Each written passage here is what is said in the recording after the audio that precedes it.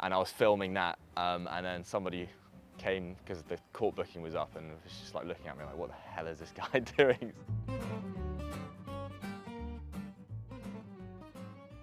My name is Ben Johnson, otherwise known as TheTennis101 on social media, and I pretty much create tennis content, original tennis content, funny videos, racket advice, tips, videos of professional players.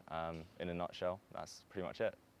So how did you transition from just playing into making content for tennis?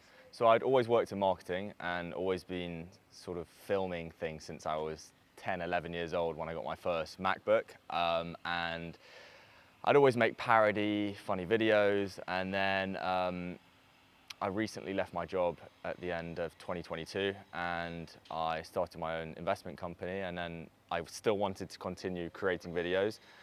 So it was, yeah, I play tennis every day and I just thought, why not mix the two? So I started off filming pro players. I was fortunate enough to be playing in a court next to Djokovic every day on my winter holiday, which was an incredible experience, and filmed him every day, just posted it on Instagram, and it started getting traction and views, and then just built it up from there, really. From going from filming other players to actually appearing in the videos, what made you do the switch, and was it somewhat daunting at the beginning? Yeah, I mean, it can be. It's always the unknown, you know, what people are going to think of you. Are you going to make yourself look like an idiot? But I felt confident in what I was doing and knew that the output would be good. So I was happy to put myself and my friends in it as well at the same time. So yeah, a little bit daunting, but something that I knew would be fine in a few weeks once everyone's seen the videos and, you know, the caliber of the content that I can put out there pretty much. Have you competed in tournaments prior to making content? So yeah, I mean, I'm in my club tournament at the moment. I've got the semi-finals for that when I get back from here in Spain. Hopefully it won't be raining. So yeah, a couple of tournaments. I enjoy competing, I enjoy the pressure. But I'd say there's definitely a lot more pressure with the content creation side of things. Tennis has a notoriously high barrier of entry when it comes to just starting to play. Is that something that you take into account when you post your videos with the content that you do? In terms of sort of being able to pick up a racket and go and play anywhere, you mean? Yeah. Not really, no. I feel like anybody can get a racket, and where I live in London, there's so many parks where anybody can go with a racket, book a court and play. So I feel like maybe there's a perception that tennis is a higher end sport, but I think that's just a perception. And if you really want to play tennis, well, where I live in England, in the UK, there's courts in every single park. Take me through the process of making a video from the initial conception of an idea to actually posting it. What's the process like and how long does it usually take? Yeah, so it can vary. Sometimes the best ideas normally come to me when I'm not thinking about it. So I'll be in bed 2 a.m., 3 a.m. and I'll, you know, something will come up in my mind. I grab my phone, write it down in a note, and it just starts with a little sentence in, you know, the title of the video. Then I will picture the output in my head, what the end product will look like, and to get to the end product, you have to have a script. You have to be certain of the angles which you're going to record. I also like to record my videos in lots of different angles, just to make it a bit more three-dimensional and more realistic. And then it's going out to record, which can take a couple of hours. It can take 5 minutes. It depends on the content and what we're recording. Have you ever had issues at clubs maybe not wanting you to record, or people not being comfortable with a camera being there? I feel like at times, you know, people can look at you funny. I had it here the other day. I was recording a video, which returner are you? And there was one called the distractor, where the person is moving around all the time.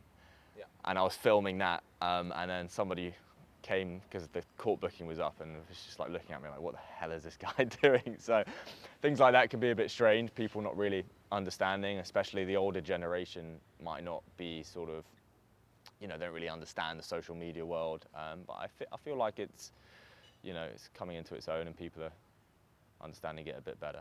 So do you think the clubs are starting to realize just how many eyes this can bring, for example, on their courts, in this case, Puente Romano? Yeah, of course. I think that's super important and it shouldn't be overlooked. I think maybe old school clubs can be a bit naive, but the way they're going to bring people in and you know, show people what the club is, what they do, how the coaches work, is through social media. I mean, I've never seen a tennis club advertise on sort of TV or any other, you know, maybe in the press, but I feel like social media and tennis clubs just go hand in hand, definitely for promotion. In your videos, you feature many different locations. Is there one that stands out as maybe the best one you've been at or the best reception you've had? Yeah, I think here undoubtedly has the best setting.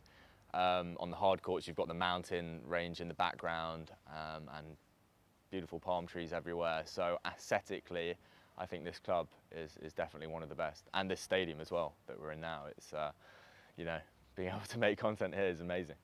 Yeah. So you mentioned that tennis and making content have been passions for you for a long time. Is there ever times where joining these two passions together takes the fun out of either of them? Yeah, definitely. You know, sometimes when I go and train for an hour or 2 hours, I feel a pressure to record everything I'm doing.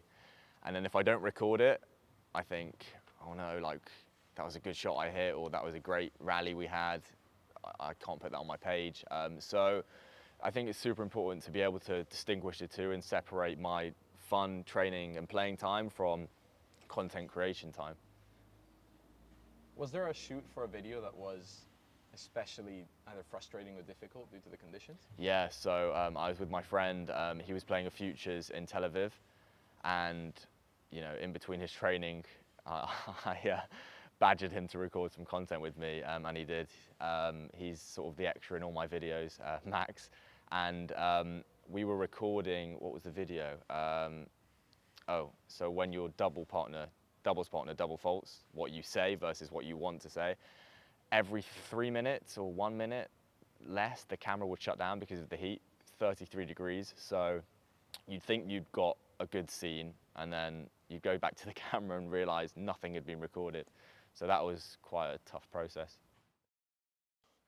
So you mentioned going to Tel Aviv with your friend, obviously now here in Marbella, sometimes you film in London. Does the content ever interfere with your own work life or even your personal life? Yeah, it can do. I mean, if I'm focusing on my investment company and I'm sitting there looking out the window, and it's rarely, but if it's super sunny in London, all I'm thinking about is, oh my God, I could be recording this video right now. I could be shooting this idea right now. So yeah, it's difficult and but manageable. You know, it's just okay. No, now it's time to work. I can record content in the evening once once the markets are closed. You post a lot of videos about rackets, strings, a lot of technical stuff. What's the best racket? That is a good question, and it's hard to say because it's like Harry Potter. You know, I feel like the racket chooses the player. It's difficult to say. One racket could be amazing for you, it could be really bad for me. I think it's important to try out different rackets with different weights, different strings, with different tensions. It's sort of mix and match, and you have to find your own home pretty much with the racket. So there's no best racket. I use Wilson Blade personally, and I have quite a bias towards that. Yeah, if any of you guys are looking at a new racket, try the Wilson Blade. Or the Yonex Zone. Yeah, or the Yonex Zone. Yeah.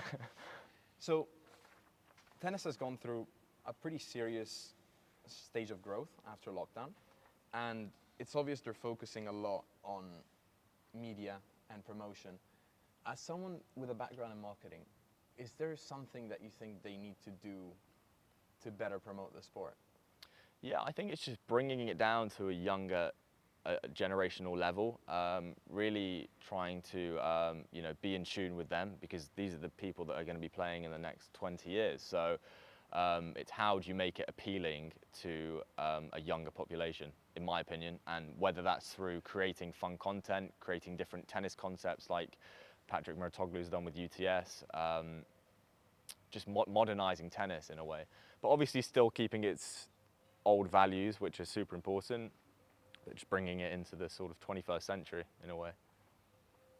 Speaking of modernizing the game, do you think the next gen format, the 5 set, 4 games, is more suitable not just for the younger players, but also for the younger audience that are watching? Yeah, I think it keeps people more engaged, and it's definitely there's a lot more pressure in a shorter set match. You know, it's something which probably will be more engaging to watch because there's going to be more pressure points. But yeah, I'd like to see more of it, to be honest. I think it really shows a player's true qualities and characteristics to be able to sort of, you know, navigate through a shorter set match. So do you think the sport's going to continue to grow as exponentially as it has recently, or do you think there's going to be a little bit of a slowdown now?